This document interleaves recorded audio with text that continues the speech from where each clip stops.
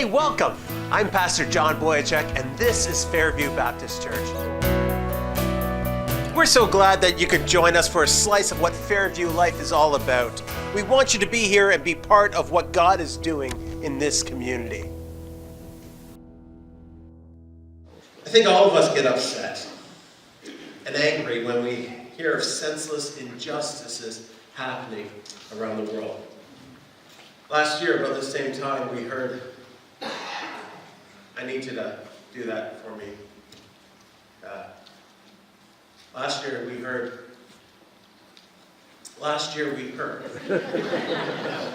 about the senseless shooting in Las Vegas, where the shooter fired more than 1,100 rounds from his suite on his 32nd floor of a nearby hotel, killing 58 people and leaving 851 people injured from gunfire and resulting panic.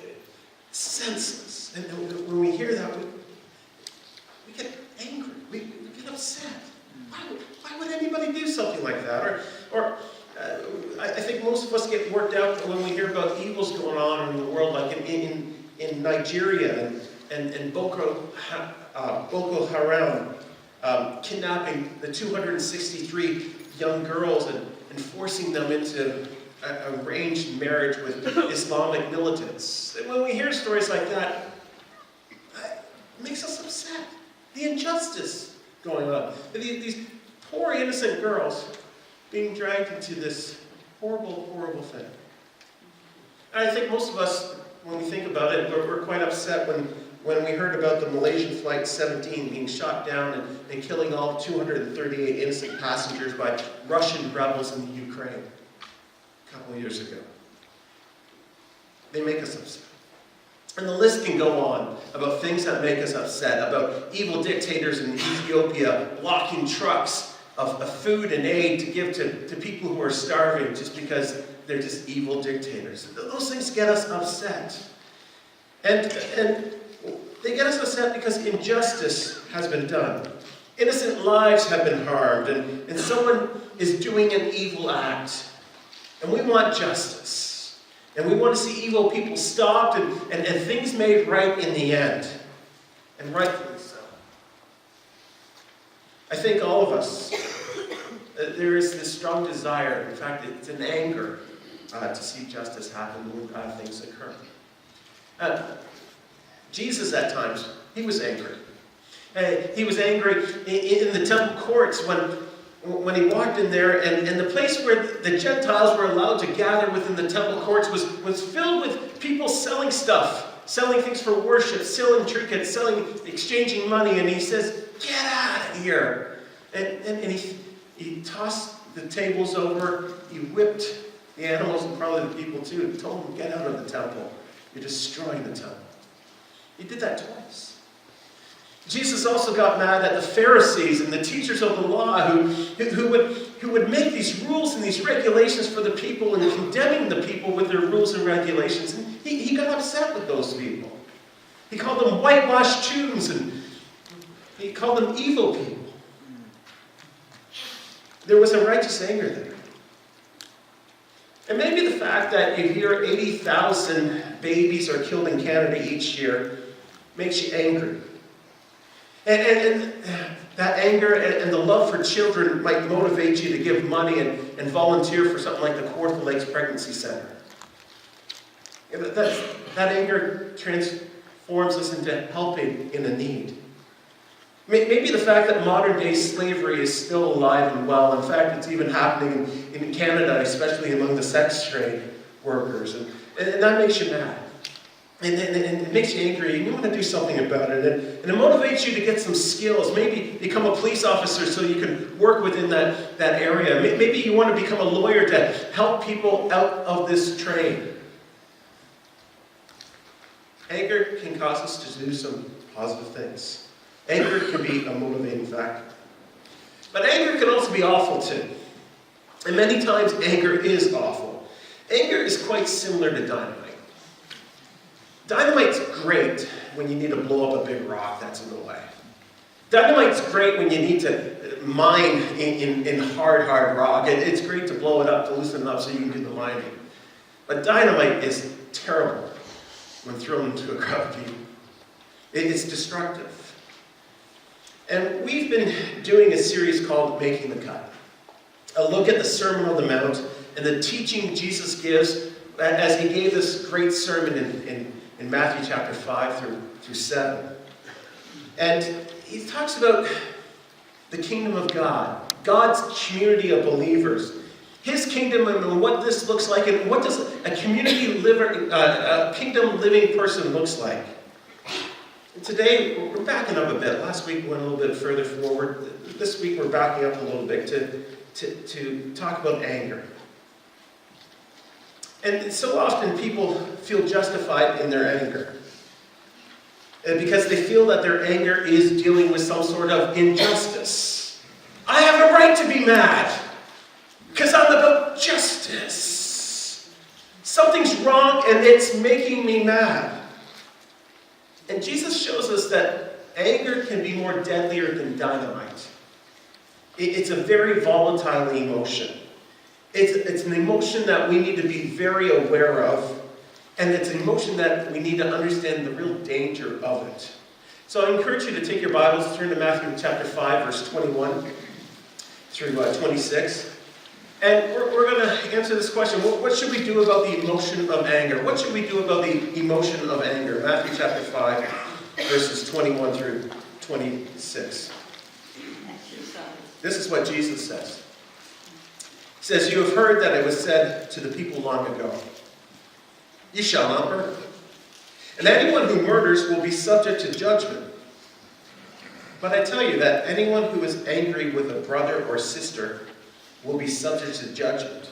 Again, anyone who says to his brother or sister, Raka, is answerable to the court. And anyone who says, you fool, will be in danger of the fire of hell. Therefore, if you're offering your gift at the altar and then remember that your brother or sister has something against you, leave your gift there in front of the altar. First go and be reconciled to them, and then come and offer your gift. Settle matters quickly with your adversary who is taking you to court. Do it while you are still together along the way, or your adversary may hand you over to the judge, and the judge may hand you over to the officer, and you may be thrown into prison. Truly I tell you, you will not get out until you have paid the last penny." This is God's word. Let's pray, shall we? Lord, as we look into your word, that's so precious. Your word that we need to understand. I pray that you guide our thoughts. May we understand you better. May we understand how you want us to live in this world of ours. Bless our time together as we look into this. In Christ's name, amen. So what should we do with this emotion of anger? Well, I think the first thing we need to realize is that the emotion of anger comes on all of us. It comes on all of us. In fact, God has a righteous anger. In his holiness, he cannot look at sin. He cannot look at sin. Psalm 78:49 talks about what happened during the time of Pharaoh and the exodus from Egypt. It says, he unleashed against them his hot anger, his wrath, indignation, and hostility, a band of destroying angels. God has this righteous anger. He has this wrath. God does. Psalm 86:15 says this. It says, "But you, Lord, are compassionate and a gracious God. You're slow to anger, abounding in love and faithfulness." Aren't you so glad that he is slow to anger? He can be very, very slow to anger. And he doesn't do things that we really deserve. And he doesn't take his anger and his wrath out on us right now. He's slow. He's slow. He's slow to anger. And so God does have this emotion of anger, and we're made in his image, and he uses his anger righteously all the time. And he's very slow to it. James chapter 1, verse 19 and 20, a familiar passage. I think we should all memorize this. I think we all should have it burned into our heads and practice it time and time again. It says, "My dear brothers and sisters, take note of this. Everyone should be quick to listen, slow to speak, and slow to become angry. Too often we get it completely reversed. Quick to be angry, slow to listen, quick to speak, and then slow to listen. And we get it backwards time and time again. And he says this is the reason why we need to do it in this order. Because human anger does not produce the righteousness that God desires. Human anger does not produce the righteousness that God desires. James says, look, we're prone to anger. We're prone to anger, and most of our anger is sinful. It's bad stuff. Sometimes anger can be used for the good, but most of us don't recognize the negative aspect of it. And anger seems to be an epidemic these days. Dr. Emil Coquero, a researcher with a professor of psychiatry at the University of Chicago, has been studying anger for several decades. He says that many hotheads suffered from intermittent explosive disorder, or IED. And Dr. Coquero was trying to do tests to find how effective a drug would work with people with this problem. But interestingly, in an effort to find volunteers with volatile tempers for the clinical studies, it's been extremely unproductive. He can't find people who would say, yeah, I struggle with anger. He says apparently few people see this as a problem. And he goes on, he says, the other day I got into a friend's car, and I noticed that the visor in the car on the passenger side was gone. It was ripped away. I asked, hey, what happened to your visor? And the driver told me, don't get me started on that. My wife ripped it off. I told him, these things are hard to get ripped off. And he told me, well, she was really angry. Most people don't understand that they struggle dealing with anger. One writer tells the story. He says, though I'm now a pastor, I served as a nurse in the operating room for several years. One day, a couple arrived, both with gunshot wounds. This is in the States, it's in Georgia. He says, one day, he said he awakened late for the first day of the job. This is the story. He awakened late for his first day on the job because his wife did not set the alarm. He expressed his displeasure by shooting her in the arm. And not to be outdone, she retreated to the other room, got a shotgun, and shot him in the arm.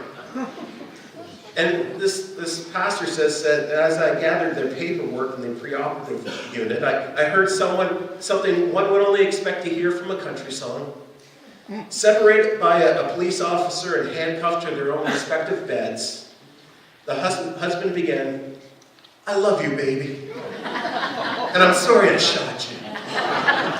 And the wife responded, I love you too, baby. And I'm sorry I shot you. People don't recognize their anger. I had a good friend growing up whose father was in a difficult bad traffic accident. And it left him confined to a wheelchair. And at times he would just break out in these fits of rage when somebody got him a little bit upset. And he would lose his mind in these fits of rage, and he would throw things and just start swearing and just become irrational. And this guy called himself a believer. And in one of his fits of rage, the family had a camera set up.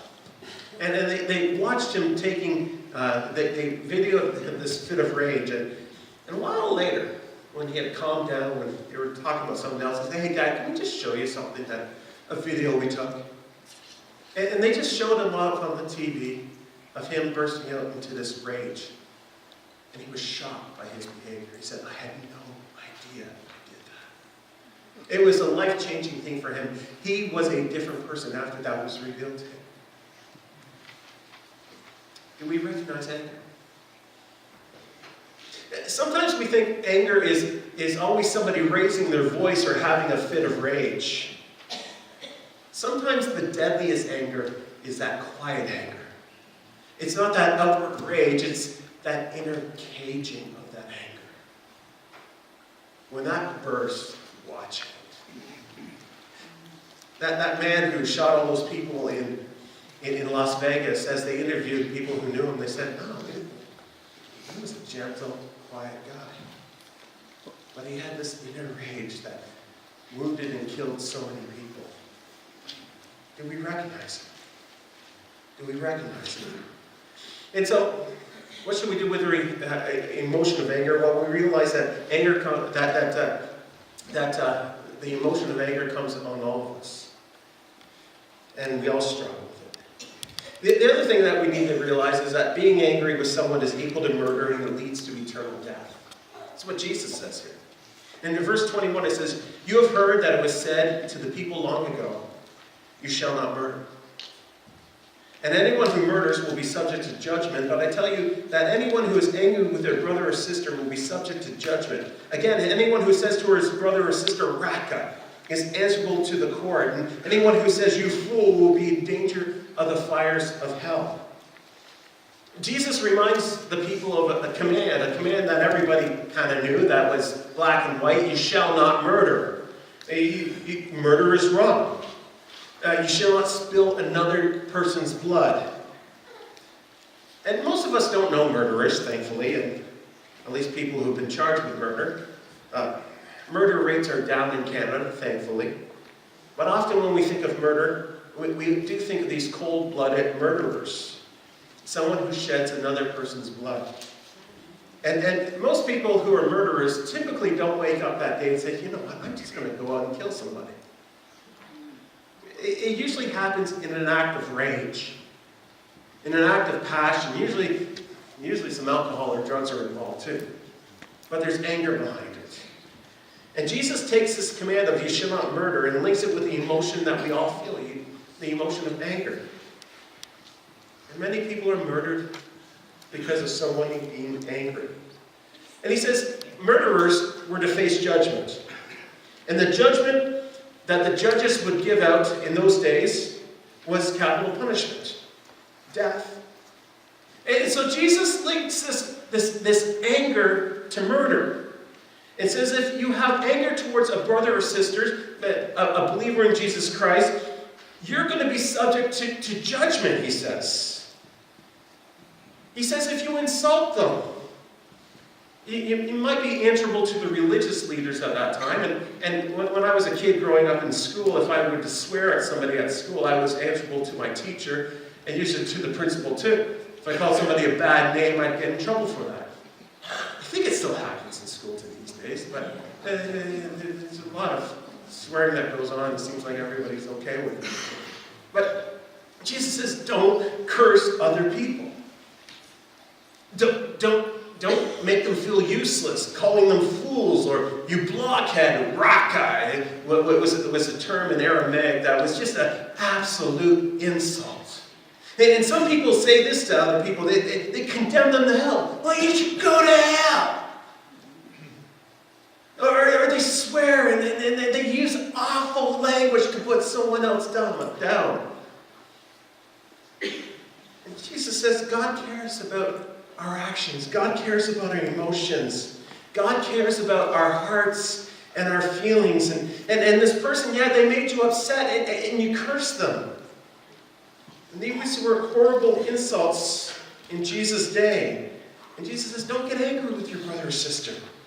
Don't curse them. If you curse them, you are in danger of the fires of hell. That's what he says. You'll be subject to another type of judgment.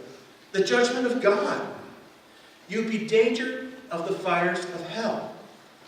And so why is Jesus so concerned about anger? And he links it to murder. Because anger is like dynamite in a crowd of people. It injures. It injures.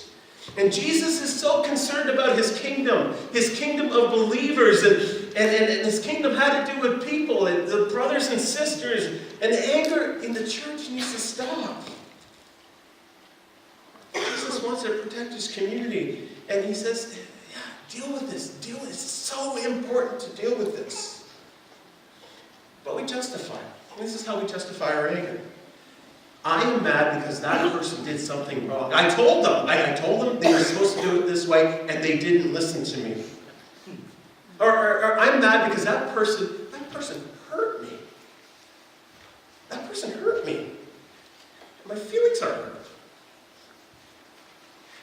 Or maybe you gave them instructions and they just didn't follow them, and they goofed off and they did their own thing. Maybe they just don't understand and they're not that bright. And they get angry because they did not do things right. It seems like some injustice has been done to you. And obviously in your eyes they've done something wrong. And our motivation might be pure. Our motivation might be about justice, but our perception is wrong.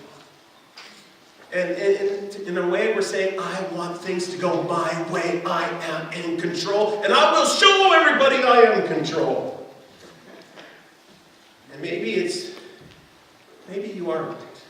But Jesus says, get rid of that anger against your brother or sister. It equals murder. It's serious. It's so serious it can send you to hell. And so he says, take note of this. And then he goes on, he tells us basically that acting out of anger clouds our judgment. Acting out of anger clouds our judgment. It says, therefore, if you're offering your gift at the altar, and then remember that your brother or sister has something against you, leave your gift there in front of the altar. First go and reconcile to them, and then come and offer your gift. Jesus gives this picture to us. A person goes into the temple to present this offering, this sacrifice to the Lord. And I think many of us, when we picture this, when I picture about this man going into a place like a cathedral and it's quiet and no one else is there, and they go on up and they're worshiping God and they present this offering at the altar. And a quiet, somber place. It's just you and God. But that's really not what reality was back in Jesus' day. It just wouldn't be the case. The people would have to go from Galilee and walk all the way to the temple, which would take days. It would be a family vacation almost. We're going up to the temple, and this is going to take us days. It's going to cost you something to go to the temple. And when you're in the temple, there's a long line. Before you get to the temple, there'd be a long line in front of you, a long line behind you, of people carrying their sacrifices, their sheep, their goat, their bull. And there'd be a procession, and it'd take time to present this sacrifice. Jesus says, yeah, you spent a lot of money. You're about to get up there, and as you're getting up there, and you realize that a brother or sister has something against you because you expressed anger to them, and they have something against you. You wounded them with your words. And as you're up there, you realize this. He says, leave it. Don't even give it towards God because your heart's not right with that other person. So your heart can't be right with God until you deal with that other person. He says, leave it there. Yeah, it's going to cost you a lot. Leave it there and deal with it. And you see, it's interesting. I've read this passage time and time again. And I always thought it was the person, if I had something against a person, I was supposed to leave the thing off. No. It turns out the person who is leaving the gift did not have anything against anybody. Someone had something against them. And they had to deal with their issue.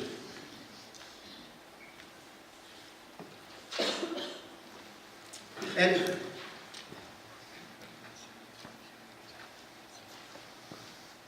a modern day example of this would be, I'm coming into worship service. And I had an argument with my wife before service. She's not here today. In fact, she's working. We did not have an argument, but anyways. But I might have an argument with her, and I'm right. Because I usually am. No, I'm not. No, I'm not. But I say some harsh words because she's out of place. And so I say some harsh words, and the words weren't right. And I come in here, and I'm about to worship. God says, no, deal with that. She has something against you. And I was clearly right. I was clearly right. But she has something against me. I have to go to her and say, I'm sorry for the harsh words. I'm sorry for the way I dealt with this.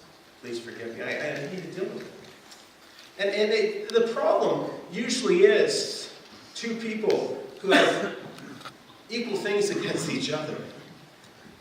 The fact is, anger clouds things. Anger clouds things. This person didn't even realize somebody had some. This person didn't think he had anything problems with anybody, but somebody had a problem with him. We might deal with issues only by anger. I have no money. Oh, I'm so angry. Well, is that going to solve your problem? The kids are misbehaving. Oh, I'm so angry. Is that going to solve your problem? Oh, I'm having disagreement with my spouse. Oh, I'm so angry. Well, is that going to solve your problem? Anger does not solve the problem. It never solves the problem. It never solves the problem. And we need to make that relationship right. Anger clouds our judgment.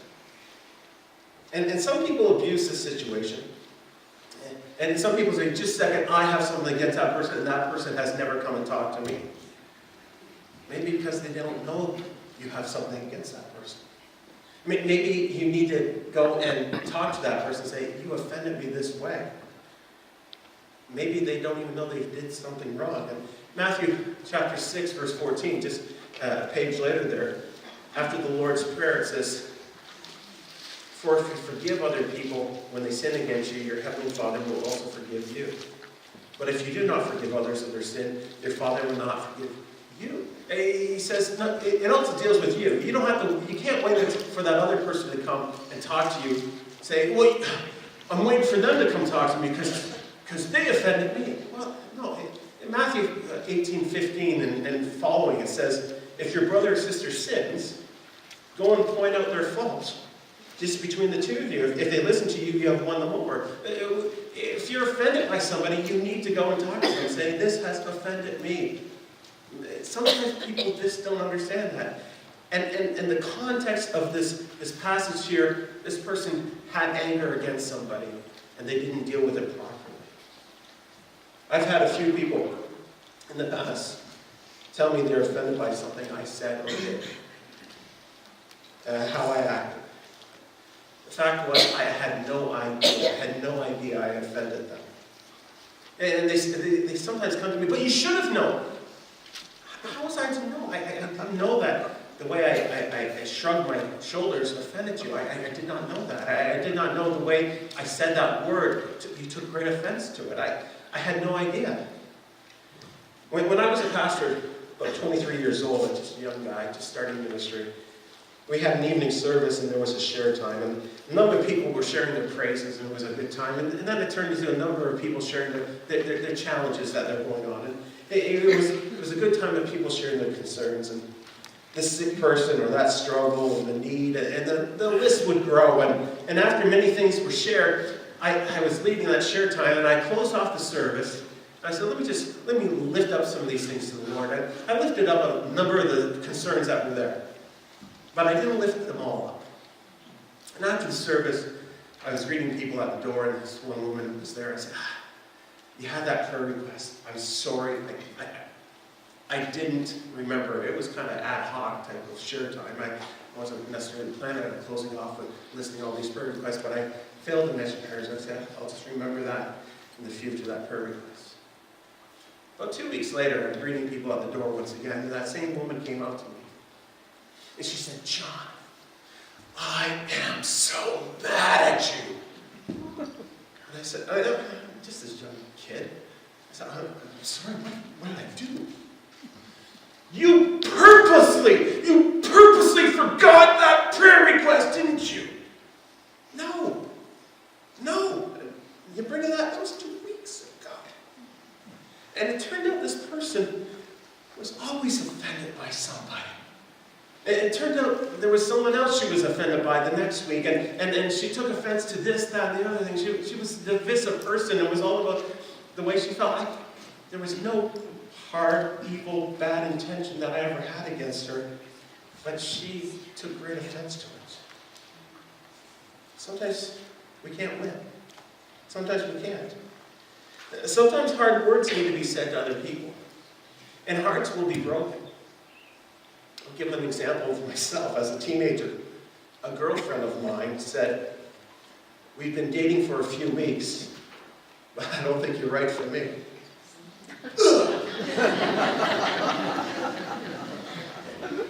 There were a number of emotions going on there, and one was anger. How dare she say this? Fact is, something I needed to hear, something that needed to be done, and our relationship had to change. We just weren't compatible. We weren't going the right direction, thankfully. But was I offended? Was I hurt? Did I have anger? Yeah. Was there a rift in our relationship? Yeah, there was. But she didn't do that out of malice. And those are things that needed to happen. And there was nothing that she could come back to me and say, well, John, I'm just sorry I hurt your feelings by saying those things, by saying those difficult words I had to say. There was nothing she could say to change my feelings at that time. I had to process that. And we need to check our emotions. There's another big problem that I've seen way too often. People have something against others for something they've never done. People have something, anger against others, for something never done to them. For instance, people own hurt and pain never inflicted on them. When I was in high school health class, I had this teacher who loved to put x-rays of sports injuries up on the overhead projector. Now, I'm not going to do that because I would cringe. I would cringe. And, this is multiple fracture from a ski jump. And it's like, I'd cringe. And he put a number up there. And I couldn't believe anybody going through this. And one day I was with somebody who had a multiple fracture. And he didn't know it at the time, but he was in bad shape. He said, I think I broke my leg. And he said, come, I think I broke my leg. And then he was cringing a little bit, but not screaming and swearing and other things. And then he went to the hospital and they said, you have a compound fracture, a number of broken bones in your leg. I said, well, why didn't you go crazy? And they said, well, yeah, it was painful, but it wasn't that painful. And I wanted to own his pain because I saw pictures and I thought it would be so much more painful. And sometimes we at times want to take on someone else's offense and someone else's hurt. And I've seen this before. A wife was planning to have a night out with some of her girlfriends, and just before she left, she gets in an argument with her husband. And the husband says some harsh words. She says, fine, you go out with your girlfriends and have a good time. Just nasty guy, okay?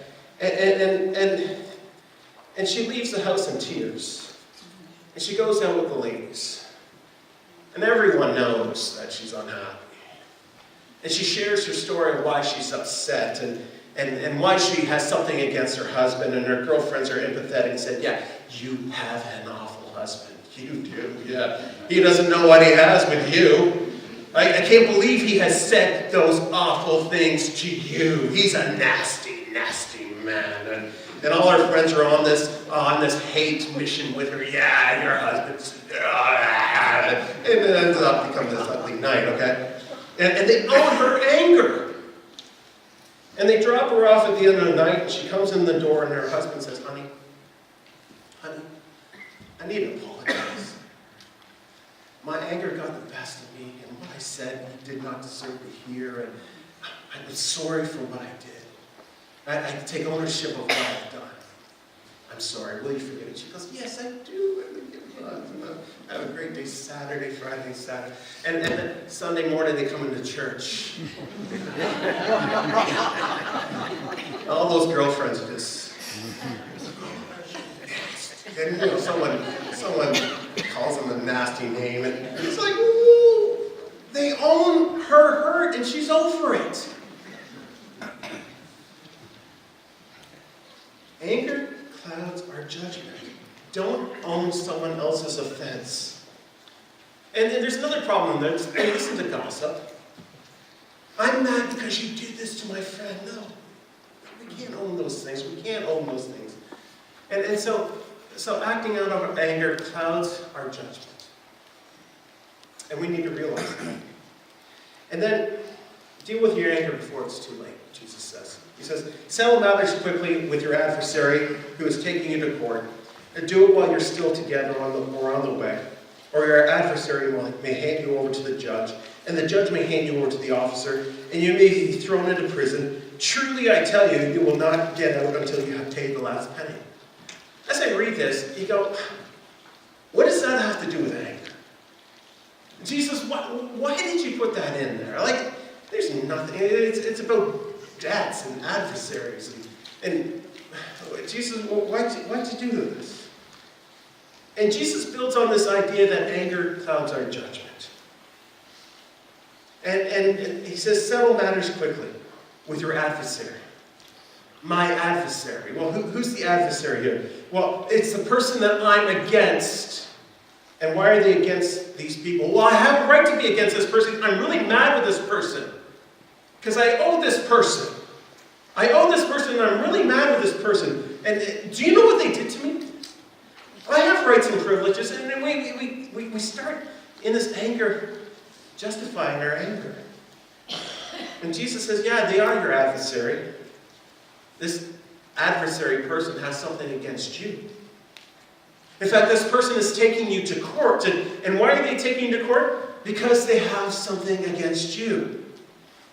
You thought you had one up on them. No, but they have many up on you. It turns out that you have a big debt.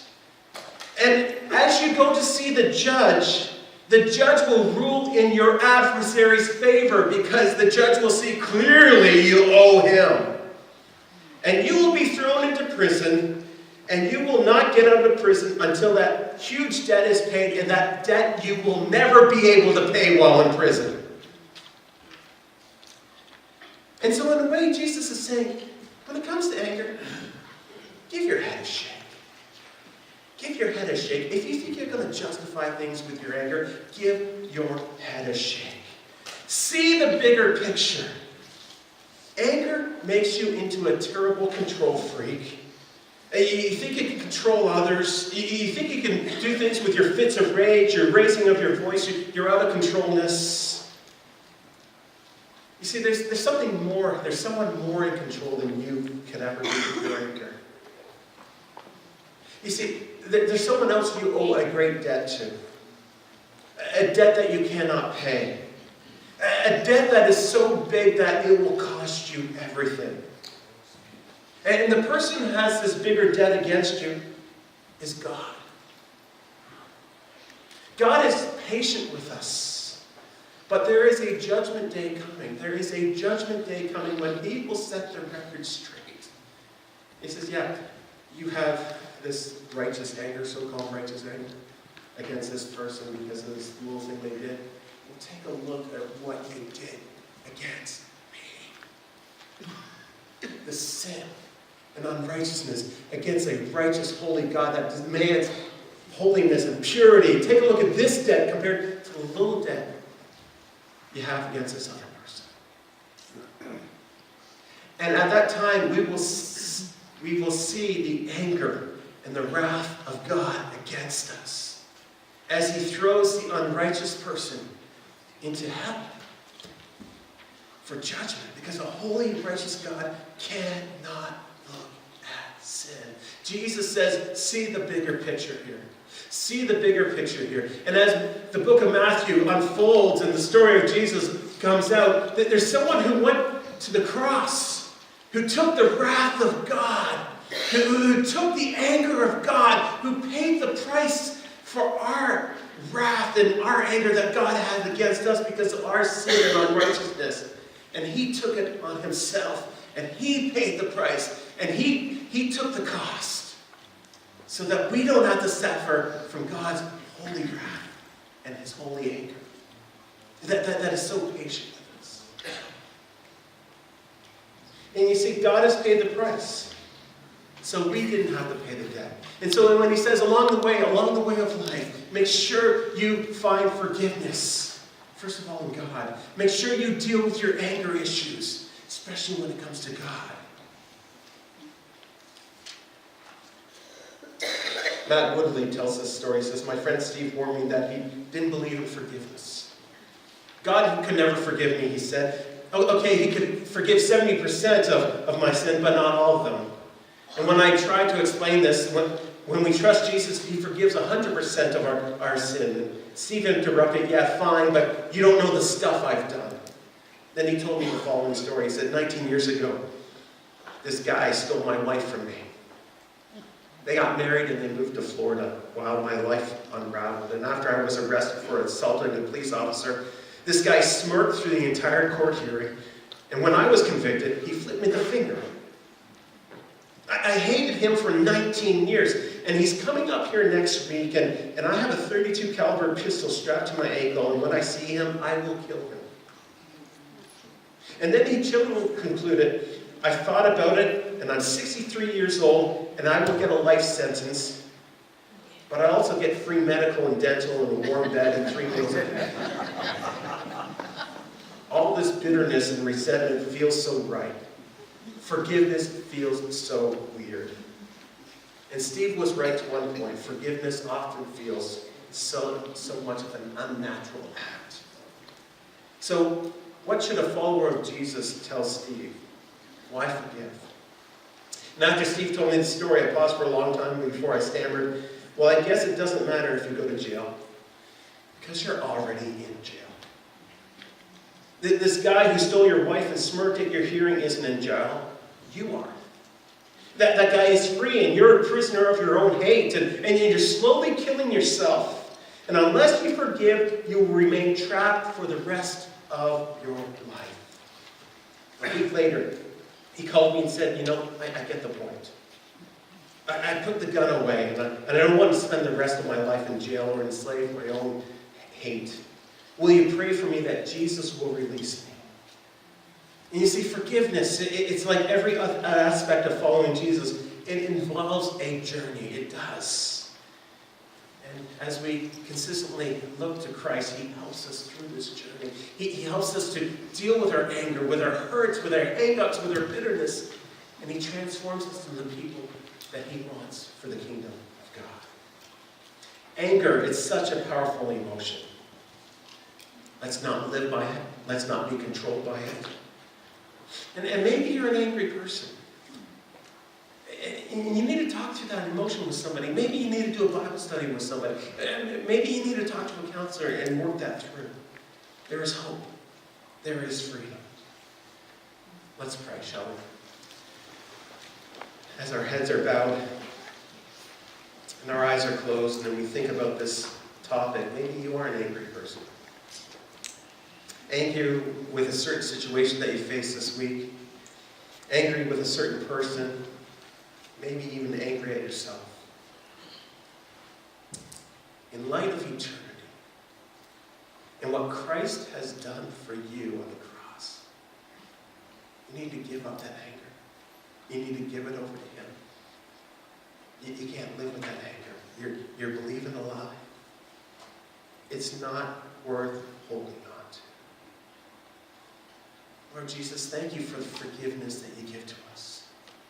Thank you for the way that you want us to deal with our emotions and turn them over to you so that we reflect more of you and less of this world. Thank you, Lord, for your healing and for your forgiveness. Thank you for the change that you bring to our lives. In Jesus' name.